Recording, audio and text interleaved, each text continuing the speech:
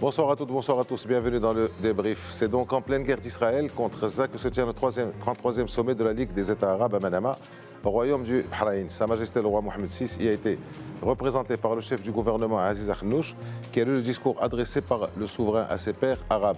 Sa Majesté y a rappelé la centralité de la question palestinienne, à laquelle il a consacré près de la moitié de son discours, eu égard à son importance et aussi à la position et au statut du roi du Maroc en qualité de président du comité Al-Quds. Le souverain a ainsi affirmé que notre souci commun d'aborder nos questions prioritaires selon une approche prospective et réaliste visant à améliorer la situation actuelle et relever les défis de sécurité et de développement auxquels fait face la nation arabe. Fin de citation. Mais le roi a également abordé d'autres sujets comme la nécessité d'adopter une approche proactive et réaliste pour aborder les questions prioritaires du monde arabe ou encore la complémentarité et l'intégration économique entre États arabes et enfin la nécessité de se soucier des ressources humaines et en particulier de la jeunesse. Nous reviendrons sur ce sommet dans notre débat. En seconde partie, nous irons en Catalogne où les élections régionales du week-end dernier ont entériné la victoire du Parti socialiste de Catalogne, adossé au Parti socialiste de Pedro Sanchez. Arrivé premier sans majorité absolue, le Parti socialiste devra donc néanmoins composer avec d'autres formations, mais la tenue des élections et le recul des formations indépendantistes qui perdent leur leadership de plus de 40 ans est sans doute la marque d'une victoire de M. Sanchez, qui avait passé en novembre dernier un accord d'amnistie avec les indépendantistes. Donc nous parlerons de ces deux thèmes avec nos invités. Ali El-Harichi, bonsoir, merci d'être avec nous. Bonsoir. Vous êtes doyen de l'Institut de sciences politiques à Mondiapolis. Abdelhamid Belkhattab, bonsoir, merci aussi d'être avec nous. Vous êtes professeur de relations internationales à l'Université Mohamed V de Rabat. Zakaria Aboudahab, bonsoir et merci aussi à vous d'être avec nous. Vous êtes aussi professeur de relations internationales à l'Université Mohamed V à Rabat. Alors, on démarre par le 33e sommet de la Ligue arabe. Le 32e sommet qui a été tenu à voici presque un an, presque jour pour jour, avait revêtu une connotation résolument économique et environnementale. Ce n'est plus le cas pour ce 33e sommet, qui se réunit alors que le massacre se poursuit en Palestine et à Gaza en particulier. Je commence par vous, Ali El-Harichi, les grandes lignes de ce sommet à retenir, de ce 33e sommet. Tout d'abord, comme vous l'avez évoqué, ce sommet vient dans un temps assez particulier. Depuis le 7 octobre, malheureusement, il y a un massacre à Gaza. Il y a une population civile qui subit donc une guerre qui est asymétrique dans une bande qui est clôturée sur une population qui s'est déplacée du nord vers le sud. Et aujourd'hui, il est encerclé à Rafah. Donc tout cela fait que ce sommet vient avec toutes les autres problématiques que connaît le monde arabe, que ce soit au niveau du Soudan, que ce soit au niveau de la Libye, ou que ce soit au niveau de la Syrie, donc tous ces conflits qui existent. Donc ce sommet, il a une particularité, c'est essayer d'abord de trouver une solution arabe unie pour la Palestine, pour la question palestinienne et aussi pour les autres problèmes que connaît le monde arabe. Et d'ailleurs, quand on voit le message de Sa Majesté qui a été adressé, il a mis l'accent sur la question palestinienne, sur l'importance de cette question, qu'il faut la résoudre et qu'il faut trouver une solution. D'abord, celle qui a été donc la résolution de 1967, celle des deux États, mais aussi l'aide humanitaire à apporter pour cette population qui est aujourd'hui vraiment en souffrance depuis plus que 7 mois. Donc voilà une partie très importante de ce sommet est consacrée à essayer de trouver une solution parce que cette population, ces 2,5 millions de personnes ne peuvent pas rester donc dans, je dirais pas l'indifférence, mais sans solution. Il faut trouver une solution pour les Palestiniens, pour la population de Gaza et j'espère que maintenant avec la déclaration qu'il y aurait une unité arabe pour essayer de résoudre ce problème. Je pense, je ne dirais pas une fois pour toutes, mais résoudre ce problème parce qu'à chaque fois que ce problème est là, c'est toujours la population civile, c'est toujours les enfants qui subissent les affres de la guerre. Celle-là en particulier, effectivement. Voilà. Abdelhamid Belkhattab, vous retenez quoi de ce sommet avant d'entrer dans les conclusions de la déclaration finale? Ce sommet vient dans un moment où la question palestinienne se trouve devant un tournant historique parce que soit cette question est résolue, soit tout simplement il y a tout un peuple palestinien qui est mis à la marge de l'histoire. Et je crois que le peuple palestinien sans nations arabes, sans pays arabe, sans un minimum d'unité arabe, ne peut pas à lui seul se défendre contre la machine de guerre israélienne. Et on voit très bien que la machine de guerre israélienne s'est consolidée davantage avec l'alignement, je dirais, fracassant en quelque sorte de l'Occident tout entier avec Israël. Et on voit très bien que sans un minimum d'unité, un minimum de, je dirais, de raison à long terme, la question palestinienne se trouve devant un tournant historique et on voit mal comment cette question peut être résolue sans l'aide, sans l'entraide aussi arabe. Et je crois que Sa Majesté le Roi avait conscience du caractère dramatique de la situation.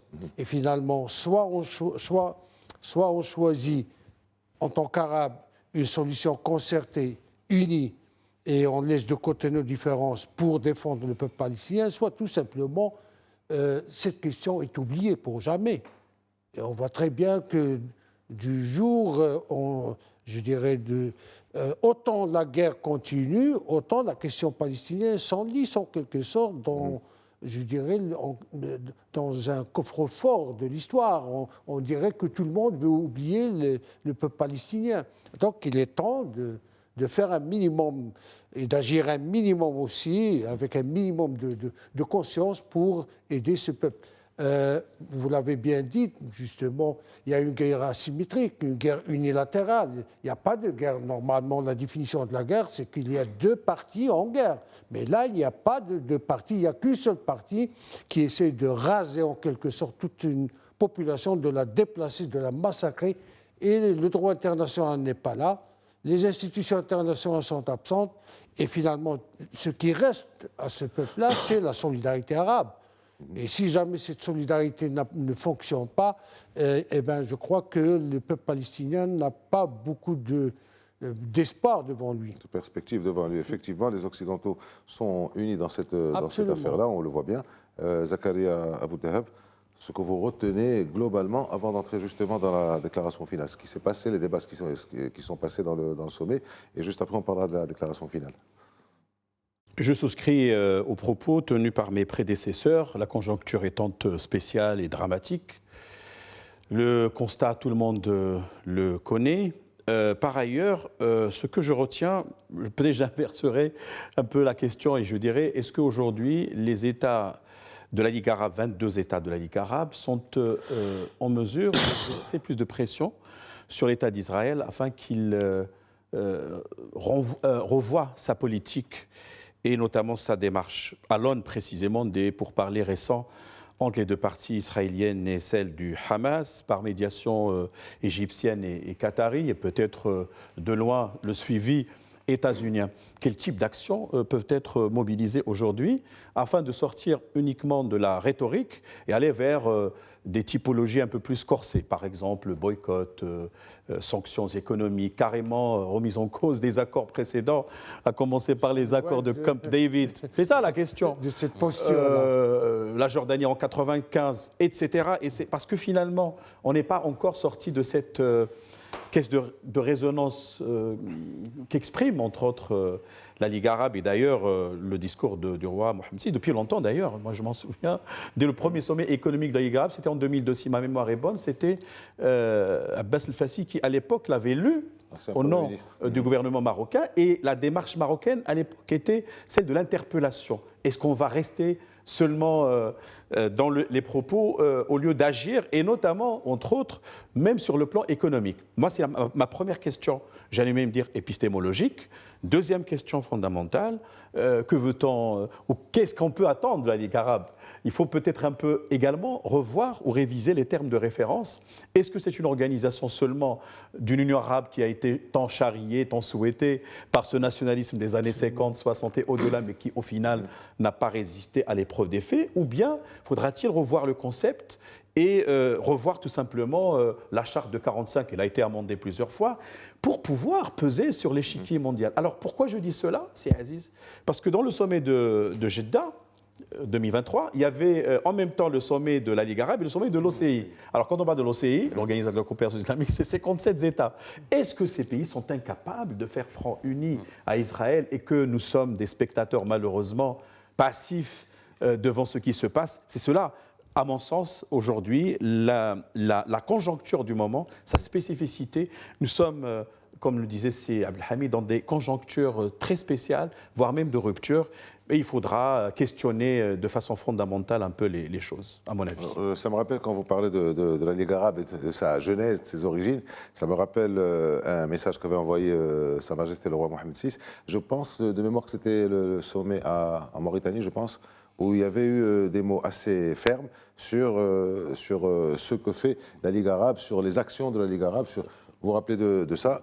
Le discours le sommet de la Ligue arabe, le 32e, de Jeddah, était résolument économique et environnemental. Et puis là, avec ce qui se passe à Arza, c'est aussi autre chose. Alors, je reviens avec vous, Ali El-Harichi, sur les conclusions donc, de ce sommet, sur la déclaration finale, en 3 mots, globalement. Donc, bien, reviennent sur les chefs d'État et de gouvernement arabes, reviennent sur le statut de Sa Majesté, le comité El-Quds, revient aussi sur les questions de souveraineté nationale, l'importance de respecter les souverainetés nationales et les intégrités territoriales. Et sur la guerre à Arza, 3 points, cessez-le-feu, déploiement de casques bleus et tenue d'une conférence internationale. Oui, donc déjà, on voit au niveau de la déclaration de ce sommet de Manama un peu le résumé ou la synthèse du message royal du roi Mohamed VI. Vous parlez d'abord par rapport au pays, c'est-à-dire ce qui a été déploré. Comment cette Union arabe ou cette Ligue arabe peut s'unir pour répondre à des défis communs, alors qu'il y a des pays, malheureusement, à l'intérieur, soit qui ont des conflits, le cas du Soudan, le cas de la Libye, ou des pays qui créent des conflits et qui soufflent dans des conflits. Des pays, d'ailleurs, vous parlez de la souveraineté des États et de l'intégrité territoriale, il y a des pays qui allument et qui attisent des conflits, malheureusement. Je pense notamment à l'Algérie. Comment se fait-il qu'un pays de la Ligue arabe, qui doit être uni pour résoudre des conflits, il attise un conflit depuis 45 ans, 48, depuis 48 ans, depuis 75, mais ce conflit ne se termine pas encore. Et on voit les réactions c'est-à-dire, comment peut-on résoudre un conflit en commun alors qu'on est en train d'attiser un conflit chez le voisin? C'est ce qu'a récemment rappelé d'ailleurs Omar Hilal à Caracas. Effectivement, en rappelant l'ambassadeur qui devrait être aux Nations Unies, au Conseil de sécurité, parce qu'il a été élu par les pays arabes pour les représenter et défendre la question palestinienne, entre autres, qu'aller défendre un conflit factice et qui a été créé dans une autre ère de la guerre froide et qui n'est plus là. Donc, ça, c'est un point. Le deuxième point, bien sûr, la question que Sa Majesté soit le président de Beit el-Mal al-Quds, ça, c'est très important. Et d'ailleurs, depuis ça s'est passé, je pense, depuis 69, donc la création de Beit el-Mal, après c'est-à-dire au niveau de la mosquée a été brûlée, et c'était à l'initiative du feu Sa Majesté Hassan II, et puis le roi Mohamed VI est resté donc le président de ce comité, et le Maroc, il entretient cette ville, parce qu'il n'y a pas que Gaza, il y a aussi la Cisjordanie. Il ne faut pas oublier les colonisations et ce qui se passe là-bas. Donc ça, c'est très important. Et puis le troisième point que vous avez évoqué, donc celui des... il y avait le troisième point. Alors, il y avait sur le cessez-le-feu, le déploiement des casques bleus. Voilà, donc pour la question palestinienne. Donc voilà, la question palestinienne. Il faut être dans l'action. Il ne faut plus attendre et faire des déclarations. Les déclarations, il faut arriver à des actions. Et je pense que le temps est venu. Alors, c'est là où ça devient véritablement... intéressant, peut-être c'est pas le bon mot, ça devient véritablement prégnant dans le sens où il y a des recommandations claires. Alors la conférence internationale, ça rappelle ce qui s'était passé après la guerre de 91, exactement. Conférence de Madrid. Mais le déploiement de casques bleus, appelé un cessez-le-feu bien entendu, mais le déploiement de casques bleus est aussi intéressant. Zakaria Boudaheb. Sur ces 3 points, cessez-le-feu, casque bleu et conférence. Alors, c'est une question complexe du point de vue de sa configuration, au regard du droit international évidemment. Nous, parfois, on voudrait un peu plaisanter, entre guillemets, quand on évoque le statut juridique des casques bleus au niveau de la Charte des Nations Unies, on dit que ça fait partie du chapitre 6,5, qui n'existe pas, bien entendu, puisque... Chapitre 6, c'est la contrainte, chapitre 7, c'est le compromis. Voilà. 6, c'est le règlement pacifique des différends, et 7, c'est les mesures coercitives, exactement. Bon, cela requiert évidemment l'adoption d'une résolution par le Conseil de sécurité.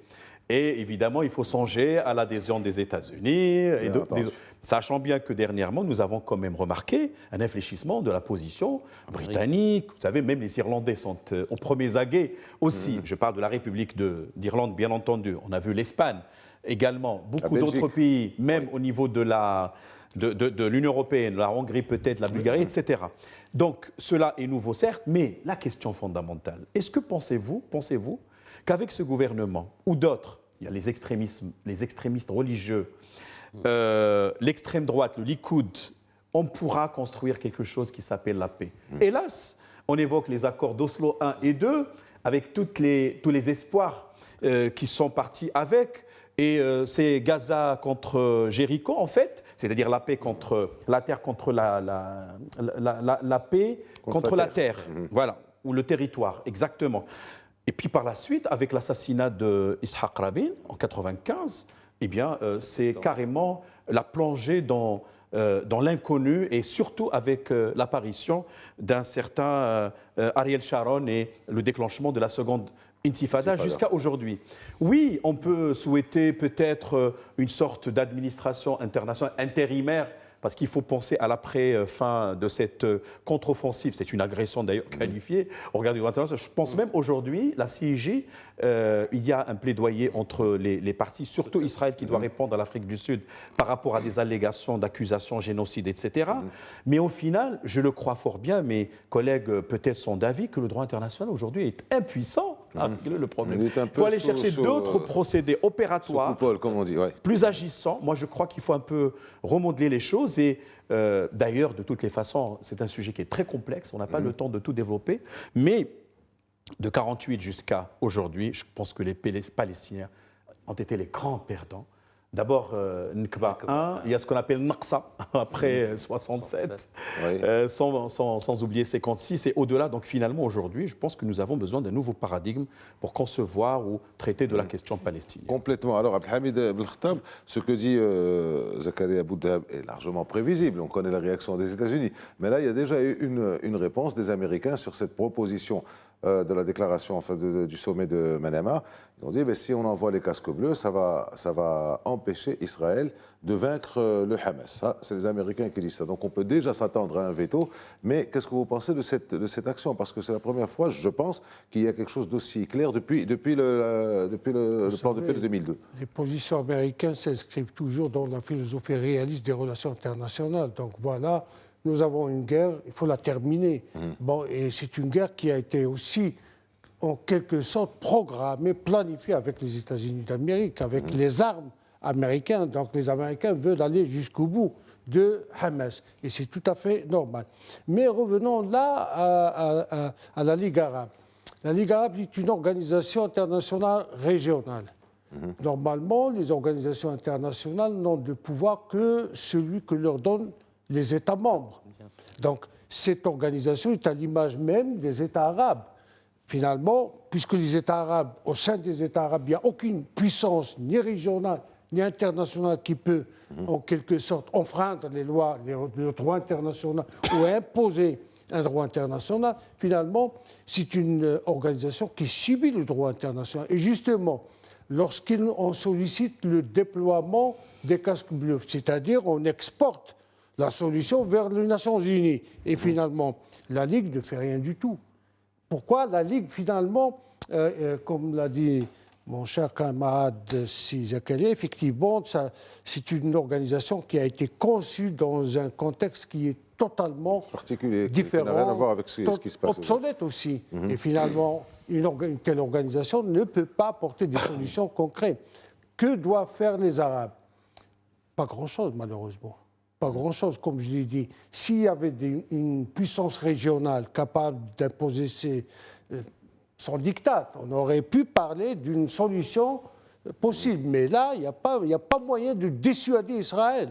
Aucun moyen, à part le droit international. Le droit international, quant à lui, c'est problématique puisqu'il est le fruit des Occidentaux. Et l'interprétation de l'Occident de ce qui se passe à Gaza, de ce qui se passe justement en Palestine, est une interprétation totalement différente de la nôtre. Nous qui sommes solidaires avec le peuple palestinien. Pour eux, c'est simple, il s'agit d'un État qui est là et qui est menacé. Donc finalement, ce n'est pas l'État qui est Israël qui est menaçante, mais il est menacé. Alors qu'il est une superpuissance en quelque sorte, d'accord ? Et c'est le peuple palestinien qui est menacé réellement dans son existence. C'est vrai, il y a des actes terroristes contre Israël, mais ça ne menace pas l'existence d'Israël. Mais là, lorsqu'on voit ce qui se passe réellement à Gaza, on s'aperçoit qu'Israël est en train d'effacer justement, de produire un génocide. Mais le génocide, malheureusement, on ne peut parler de génocide en droit international qu'à partir du moment où le Conseil de sécurité le dit clairement. Tout à fait. Mais là, on voit très bien qu'aucune organisation internationale n'a prononcé le mot génocide. Alors, et finalement, nous sommes dans un brouillard qui est en faveur d'Israël. La Cour internationale dit qu'il serait possiblement que ces actes soient des actes de génocide. Alors vous avez parlé de terrorisme contre Israël, mais depuis le 7 octobre, la notion est à relativiser. D'abord, on attend, comme disaient des commentateurs un peu partout, on va attendre la fin de la guerre pour véritablement tout pouvoir définir. Est-ce que c'était du terrorisme, de la résistance? Qu'est-ce qu'a fait Israël? Est-ce que c'était un massacre, pas de massacre? Justement, au niveau du droit international, ce qu'a fait Hamas, c'est du terrorisme. C'est clair. Tout le monde est d'accord pour qualifier ces actes-là de terrorisme. D'ailleurs, il y avait une unanimité sur le plan international, mis à part l'Iran. Il y en a d'autres qui disent que c'est un acte de résistance. Ça a été dit un peu dans les télés, un peu partout sur le plateau. Les pays du Conseil de sécurité, ils ont dit quoi? Vous savez, le droit international, comme vous disiez. Voilà. Alors, moi, je voudrais revenir sur ça, ce que vous disiez justement. Je voulais parler de l'unité, mais avant l'unité, parce qu'il semblerait qu'il y ait un début d'unité. Abdelhamid Belkhatab dit que finalement, la Ligue arabe exporte au Conseil de sécurité. Le Conseil de sécurité, c'est le droit international. Et hop, on revient à la case nulle, à la case zéro. Mais là, je voudrais vous faire réagir là-dessus, Ali Harichi. Si, à supposer que la Ligue arabe veuille y aller elle-même, d'abord, c'est la loi de la jungle. Et deuxièmement, quand vous parlez d'Occident, maintenant, il y a deux Occidents. Il y a l'Occident officiel de la chancellerie, et puis il y a les opinions publiques qui sont en train de basculer. Peut-être que cette proposition de la Ligue arabe serait intéressante parce qu'elle mettrait ses dirigeants devant leurs responsabilités. Vous en pensez quoi? Allez, après, Zakaria, pour réagir à ce que dit Abdelhamid. D'abord, oui, l'opinion publique internationale, il a changé il y a un tournant. Au début, au 7 octobre, tout le monde, je parle de l'Occident, que ce soit l'opinion publique internationale ou que ce soit la communauté internationale avec les États, les institutions, condamnaient l'action de Hamas, étant donné que c'est contre des civils, donc de point de vue du droit international, ils ont considéré cela comme étant un terrorisme. Maintenant, on est dans les termes. Après, la communauté, l'opinion publique internationale, au vu de cette longévité ou de cet enlisement donc, de cette guerre, de ce qui se passe, de ces images qui reviennent, on a vu l'opinion publique internationale qui réagit. On a vu que ce soit au niveau des universités, même américaines, les plus grandes universités, que ce soit en France, que ce soit ailleurs, ou dans le monde arabe, c'est-à-dire au Maroc, les gens qui sortent, c'est-à-dire les manifestations pour que cette guerre s'arrête. Maintenant, après plus de 7 mois, plus de 35 000, je viens d'écouter, 300 et quelques morts, dont peut-être 60% de civils, des enfants, il y a la famine aussi. Il y a aussi le problème des maladies, parce que quand il n'y a pas de médicaments, donc il y a la contagion des maladies. Donc tout cela fait que cette opinion publique internationale, et même la communauté internationale, vous avez parlé de l'Occident, je viens d'entendre l'Espagne interdit, c'est-à-dire les bateaux qui passent des navires d'accoster chez eux. Il y a 2 jours, elle interdit. Aujourd'hui, c'est-à-dire qu'ils transportent des explosifs. Voilà, des explosifs ou des armes. Donc on voit déjà une réaction de la communauté internationale parce que la question palestinienne n'est pas seulement une question arabe, c'est une question internationale. Depuis, c'est une Elle question... l'est devenue depuis le 7 octobre. On Oui, va dire même depuis décembre, vous commencez à avoir véritablement des massacres. Même avant, c'est-à-dire que ce soit une question... C'est une question, en fait, qui a toujours... il y a deux bords, enfin, il y a deux bords, deux visions, deux approches. Peut-être le monde arabe, mais une partie de la communauté internationale qui sont toujours avec les Palestiniens.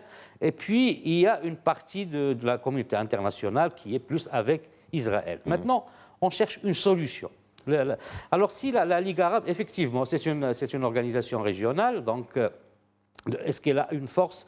Israël n'est pas un État, c'est-à-dire ne fait pas partie de la Ligue arabe pour subir il n'a pas ratifié, n'est pas membre de la Ligue arabe. Donc, alors, qu'est-ce qu'il peut faire? Il peut porter cette action, je pense, au niveau des Nations Unies, mais faire de la pression. Comme moi, je reviens à ce qu'a dit Zakaria, mon ami, tout à l'heure, c'est-à-dire faire des pressions, soit économiques, soit pousser les Nations Unies à arriver, puisqu'on donne le 6,5, peut-être pas les casques bleus, mais dans ce 6,5, donc entre le 6 et le 7 et deux articles, peser sur les recommandations, c'est-à-dire des sanctions économiques. Parce que les sanctions économiques, on a vu qu'il y a eu des sanctions sur l'Irak, sur l'Iran, sur plusieurs pays, donc les sanctions économiques sont possibles. Il y a aussi la révision de ces accords avec Israël, parce qu'Israël il a besoin aussi de la paix avec ses voisins. Le premier voisin avec qui il a besoin de la paix, c'est l'Égypte.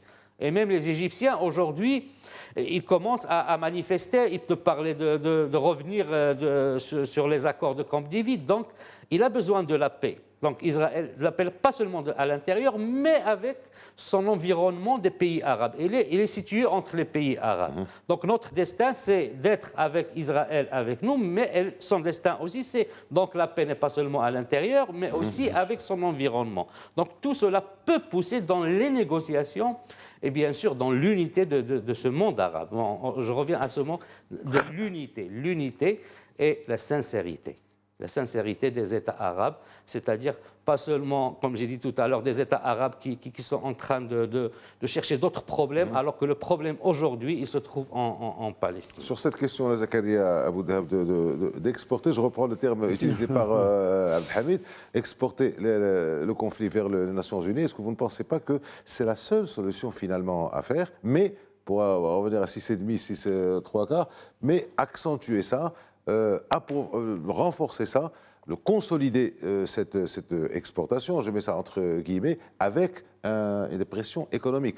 Les Arabes, les pays arabes ont un pouvoir économique absolument extraordinaire à faire valoir. Encore, qui serait accentué par cet affaiblissement des chancelleries occidentales qui continuent par rapport à leurs opinions publiques. On a vu ce qui s'est passé en France, on a vu ce qui s'est passé en Allemagne, on a vu ce qui s'est passé au Royaume-Uni, encore plus aux États-Unis, les universités. Est-ce que ce ne serait pas un début de solution? Parce que manifestement, Netanyahou et les siens ne veulent rien entendre. Les casques bleus n'ont pas une grande marge de manœuvre pour faire grand-chose. Si ce n'est tout simplement s'interposer entre les deux belligérants, pour ne pas dire les protagonistes, parce que nous sommes... En cas de cessez-le-feu. Exactement. Et évidemment... Ils ne partiraient pas sans cessez-le feu. Non. Parce qu'ils pourraient au moins documenter ce qui se passe. Ah oui, mais quelle est leur mission? C'est d'abord situation de conflit armé. On évite même le concept, enfin le terme de guerre. Depuis quelque temps, surtout les années 70, avec la modernisation du DIH, c'est-à-dire le droit international humanitaire, qui s'appelait dans le temps le droit des conflits armés, il faut également, en second lieu, qu'il y ait un cessez-le-feu, ceasefire, ce qui n'est pas du tout du goût d'Israël pour le moment, au vu des conditions de part et d'autre. Mais je suis tout à fait d'accord avec le professeur Al-Harichi quand il a dit la question palestinienne est internationalisée depuis au moins 1947.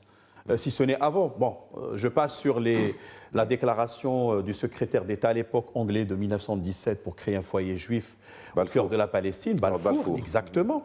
Mais en 1947, déjà il y a eu les résolutions, et ainsi de suite, progressivement, subséquemment.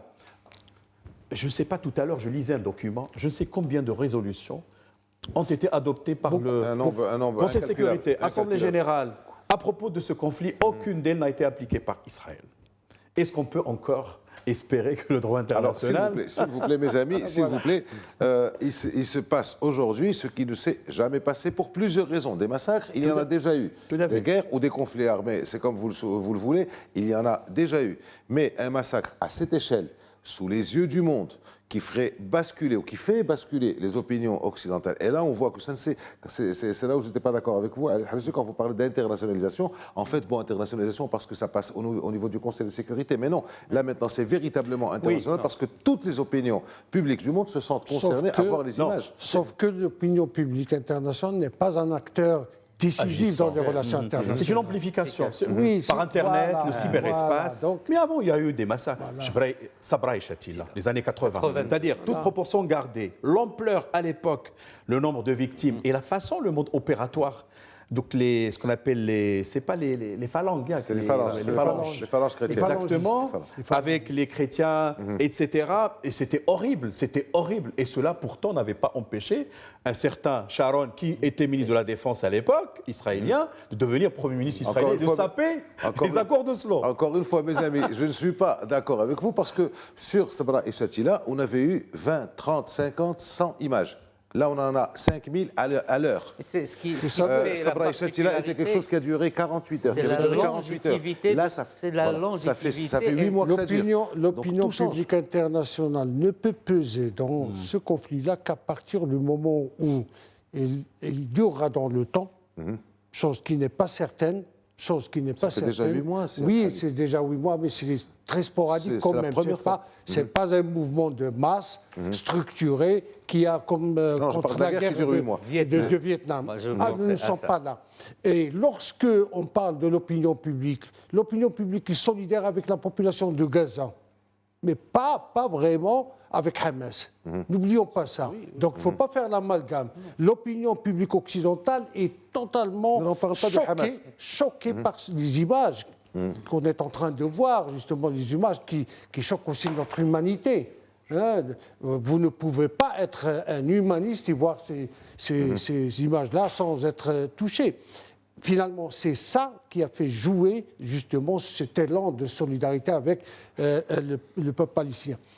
Ce qu'il faut maintenant séparer, c'est la solidarité avec Hamas et la solidarité avec le peuple palestinien qui est une autre chose. Solidarité avec Hamas. C'est pas avec Hamas. C'est pour vous dire, l'opinion publique actuellement, non, parce qu'il y a un discours qui fait l'amalgame entre la solidarité occidentale avec le peuple palestinien et avec Hamas. C'est comme ça qu'on essaie de faire les amalgames. Mais quand vous parlez quand vous parlez du Vietnam, excusez-moi, c'est Abdelhamid, quand vous parlez du Vietnam, le Vietnam, quand ça a duré, c'est une affaire qui dure depuis les Français, depuis avant même Dien Bien Phu, et puis avec les Américains qui sont rentrés là-dedans au début des années 60, ça a duré 5 ans, ça a duré 6 ans, jusqu'aux manifestations. Quand ça a commencé, en 68, qui était la fameuse image, et ça a coûté sa présidence, son mandat à Johnson. Et c'est pourquoi il y a eu contagion avec les Français 68, ça a coûté son mandat, enfin la fin de son mandat à De Gaulle. Cette opinion-là ne peut agir réellement dans le conflit et sur le conflit qu'à partir du moment où il durera dans le temps. Et on verra, parce qu'il y a vraiment des choses qui commencent je dirais, à être visibles quand même. L'opinion publique, ce sont les jeunes universitaires. Ce n'est pas l'opinion publique, ce sont les jeunes universitaires. Et on sait très bien comment est-ce que les universités sont en quelque sorte le foyer de la gauche, de l'intermondialisme, de la solidarité avec les peuples, etc. Donc il ne faut pas confondre ce que fait quelques groupes dans un certain nombre d'universités avec l'opinion publique internationale. Et justement, lorsqu'on parle de l'opinion publique internationale, on parle aussi de la communauté internationale. Comme s'il s'agit d'un groupe homogène de gens qui pensent... Non, on est loin de... Alors, c'est là, encore une fois, Ali Harichi, c'est là où j'insiste encore, rien n'est pas dans cette affaire-là aujourd'hui de Gaza. Je parle de Gaza uniquement parce que c'est là où il y a un massacre. En Cisjordanie, il y a beaucoup d'exactions, mais ce n'est pas la même chose que ce qui est en train de se passer à Gaza. Nous en sommes à peu près à 35 000 morts, une famine déclarée, etc., etc. Rien n'est comme avant, dans le sens où il y a les images. Ça fait 8 mois que ces images sont là. Il y a une opinion internationale qui est véritablement retournée par ce qui se passe, contrairement à ce qui se passait au Vietnam. On dit que c'est une affaire américaine, jusqu'à la petite fille. D'accord ? Donc, est-ce que vous ne pensez pas que tout ça, je reviens au sommet de Manama, avec cette demande claire des Arabes, toute organisation régionale qu'il soit, qui demande, attention, il y a quelque chose à faire maintenant. Oui, maintenant. Oui, bien sûr, oui. la seule condition, c'est l'unité du monde arabe, de ces pays arabes, puisque ces pays Alors, il y a arabes l'unité. ont des instruments de Des puissance. conditions impossibles. Oui, non, c'est-à-dire... Sur cette affaire-là, je parle de cette affaire, en parlant de relations extérieures. Est-ce qu'ils ont les instruments de puissance pour peser? Oui, ils ont les instruments. Les instruments, d'abord, il y a le gaz, le pétrole, l'énergie. Donc c'est un instrument de Ensuite, il y a puissance. l'argent. J'arrive. L'instrument de puissance très important. L'argent, on le garde pour reconstruire Gaza. Parce qu'il faut reconstruire pour que ces 2,5 millions de personnes puissent avoir un toit où vivre. Il y a un deuxième instrument de puissance, c'est la position géographique d'Israël, qui est entre... Est-ce que Israël... Parce qu'avant, on parlait de la guerre arabo-israélienne. Maintenant, on parle de la guerre, enfin, quel qu'il soit asymétrique ou pas, palestinienne ou israélo-palestinienne. Est-ce qu'Israël veut rentrer en guerre avec ces pays arabes? Non, elle n'a pas intérêt puisqu'il cherche aussi sa stabilité, sa sécurité. Donc, c'est un instrument de puissance très important. Troisième chose, il y a quand même le monde. Moi, en parlant de communauté internationale et d'opinion publique, même en dehors des universités, il y a une opinion publique qui touche tout ce qui est l'humain chez une certaine humanité. Certes, l'opinion publique n'est pas une institution qui pèse au niveau, mais elle peut quand même, s'il y a une convergence de par le monde par rapport à ce qui se passe, pour arrêter ce qui se passe là-bas, ce drame qui dure depuis 8 mois. Je pense cette longévité et puis les conséquences. Parce que Gaza, à la différence même du Vietnam, c'est que le Vietnam, les Américains, ils subissaient. Donc, il y avait donc c'est des maquis. C'est vrai qu'il y avait des bombes américaines, alors que maintenant, il n'y a pas de victimes américaines directes. C'est une bande qui est de 41 km, il n'y a que la mer derrière et ils n'ont pas où aller. Donc, et puis, il y a le problème humanitaire, il y a le problème de la nourriture, le problème des médicaments,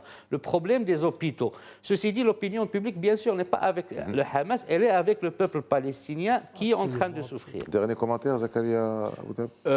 L'image d'Israël a été complètement dégradée, il faut le souligner, puisqu'on l'oublie souvent aussi.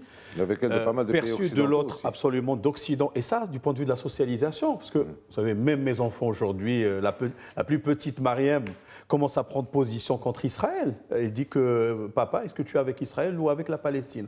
Regardez même l'impact psychologique auprès des enfants. Alors ça, c'est un point, chemin faisant. La question de la réunification des rangs en Palestine, ce fractionnement, cette atomisation, et là, ça profite à Israël.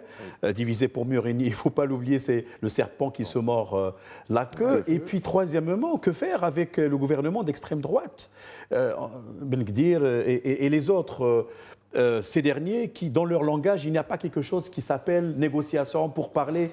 Donc, finalement, c'est la question palestinienne qui est aujourd'hui interpellée, c'est son devenir.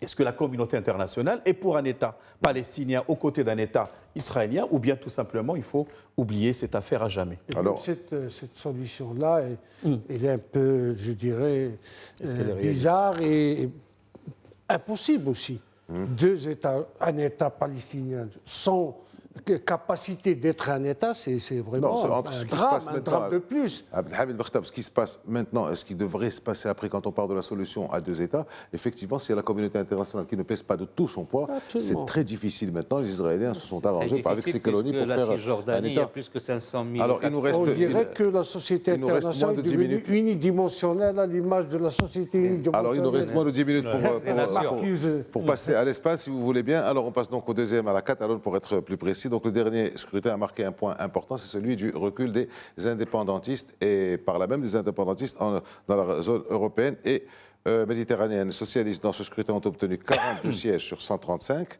au Parlement de Barcelone, bien entendu, le Parlement catalan. Car la généralité, donc ça c'est l'exécutif qui en sort. 42 sièges pour les socialistes, loin devant le parti indépendantiste de droite de Carles Puigdemont, qui est toujours donc en exil en attendant de pouvoir rentrer chez lui, qui a eu 35 sièges. Donc il va falloir, le président va être certainement, très certainement, il y a plusieurs scénarios, mais très certainement, ça va être donc le représentant du parti socialiste. Est-ce qu'on peut considérer, je commence encore une fois par vous, est-ce qu'on peut considérer cette élection comme la victoire de Pedro Sánchez qui finalement a gagné son pari? Oui, c'est la victoire de Pedro Sanchez, c'est la victoire de l'unité et de l'intégrité territoriale contre le séparatisme. On ne peut que féliciter Pedro Sanchez, qui est un ami du Maroc, pour cette victoire, et surtout pour la victoire de l'intégrité territoriale face au séparatisme. Parce que même la Catalogne, c'est-à-dire, ils ont construit sur le séparatisme. Ils ont fait même un référendum pour se séparer de l'Espagne. Mais aujourd'hui, on parle d'unité. Est-ce que les États ont intérêt à être éclatés? Ça ne marche pas. Il faut avoir de l'unité pour parler de puissance, pour avoir des instruments de puissance et des attributs de puissance. Donc, tant mieux pour l'Espagne, et c'est une très bonne chose, et c'est une leçon. Aussi, encore une fois, pour les voisins, pour comprendre que même les gens qui étaient indépendantistes, ils ont compris que c'est dans l'unité d'un État que Pedro Sanchez, donc finalement, a gagné son pari d'avoir voulu baisser la pression en amnistiant les indépendantistes de 4 budgéments, donc qui sont une partie en prison, une partie en exil, mais il a aussi gagné son pari, Zakaria Boudaïeb, de parler économie. Oui. Et c'est ce qu'il disait aux Catalans. Et ça a été son argument principal. Et il semblerait que les Catalans, donc les indépendantistes catalans, soient revenus un petit peu en arrière. Donc, encore une fois, la même question, en ajoutant aussi autre chose. Est-ce que c'est une victoire, on peut considérer ça comme une victoire de Pedro Sanchez et une défaite du séparatisme? Évidemment. En même temps, parce que ça peut être l'une sans oui, il doit jubiler, parce que d'abord, c'est quelqu'un qui sait bien manœuvrer de façon politique. Il est très habile. Sur ce plan, ça nous rappelle les élections anticipées législatives, ce qu'ils appellent en Espagne les élections générales. C'est vrai qu'il n'a pas gagné comparativement au bloc constitué par le Parti populaire et l'extrême droite, notamment en espagnol on dit Vox. Mais par la suite, il a anticipé le fait que le chef de file du Parti populaire ne pouvait pas avoir la majorité absolue, et donc il ne pouvait pas constituer le gouvernement.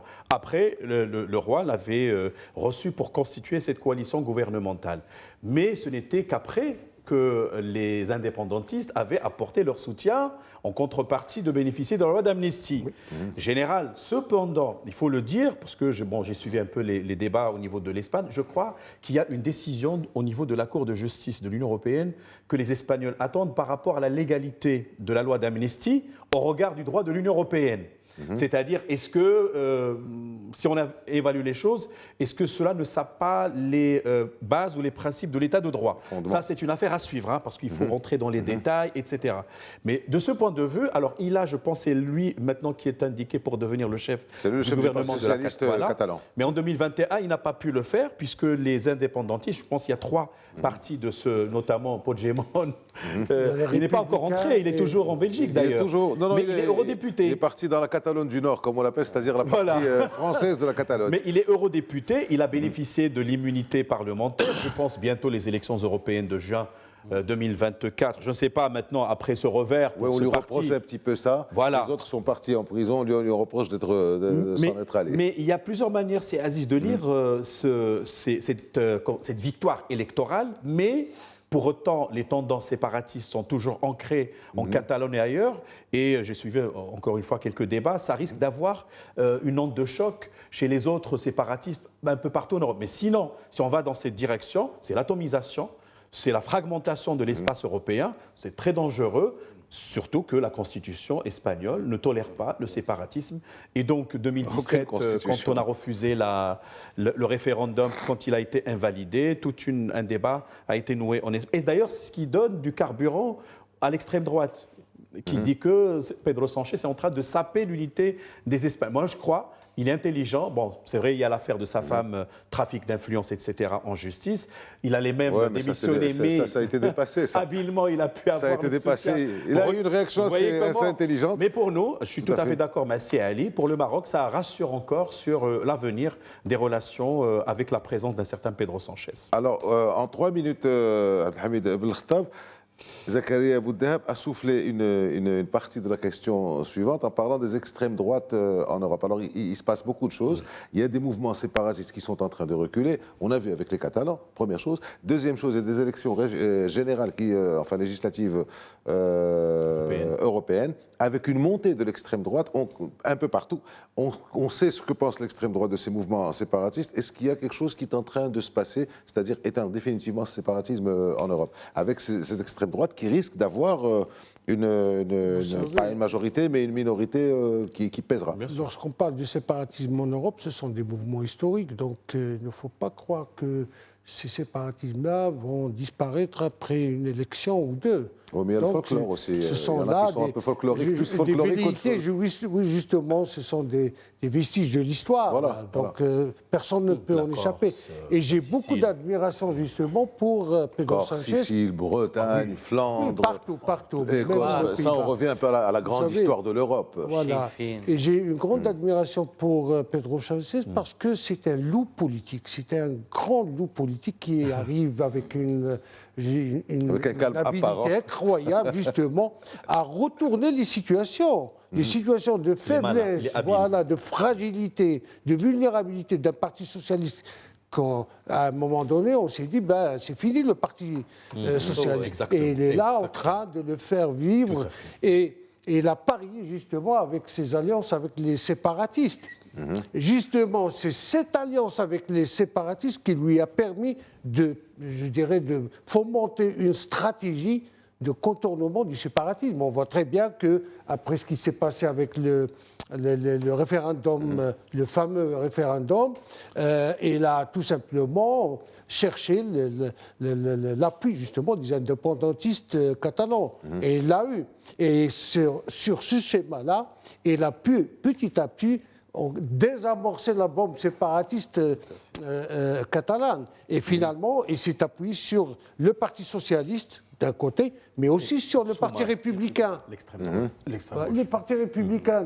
Donc finalement, le Parti républicain catalan. Oui. Donc qui est séparatiste et qui est indépendantiste, mais qui reste peu farouche, on va dire. Le scénario maintenant qui va se jouer, c'est qu'avec le Parti républicain catalan et le Parti socialiste, ils peuvent avoir 68 sièges, c'est-à-dire la majorité absolue. Voilà. Donc, franchement, Pedro Sanchez, chapeau, parce qu'il est désormais connu dans son pays comme le chef du gouvernement qui a eu un premier gouvernement de minorité. Toutes les épreuves. Le premier chef du gouvernement qui a gelé ses activités, le temps de réfléchir après les accusations qui ont été abusives, très certainement, qui ont été faites contre son épouse, et puis cette loi d'amnistie qui pose un certain nombre de problèmes juridiques. La loi d'amnistie n'a pas été votée par le Sénat. On va lui faire confiance à Pedro Sanchez. Ali El-Harichi, Zakaria Abou-Dahab, Abdelhamid Belkhtab, merci à vous d'avoir été avec nous et merci à vous de nous avoir suivis et à la semaine prochaine.